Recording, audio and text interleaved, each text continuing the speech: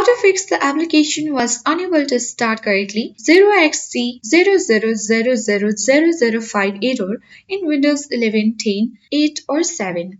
Hi everyone, welcome back to our channel. This is Rose and without further ado let's begin. First of all, press Windows key plus R on your keyboard and type in TEMP and press enter on your keyboard. Here you need to simply select all the files in the folder by pressing Ctrl plus A on your keyboard. After that, you need to click on this trash icon and delete all these files in the folder. The next step you need to follow is simply again press Windows plus R key on your keyboard and type in %temp% and press enter on your keyboard. You need to do the same here as well.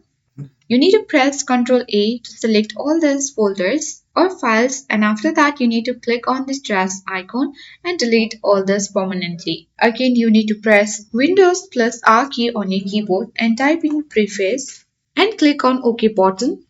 Here click on continue and you need to select all this files and folder by selecting Ctrl A on your keyboard, and you need to delete all these files and folder permanently. Now after that you need to simply search for the RSTRUI, and after that you need to click on open button. Here you need to select the next button. And here if you have more than one, you need to select the second one or the last one. After scanning for the effective programs and drivers, you need to wait for a while until the system store or restore looks for effective programs and drivers.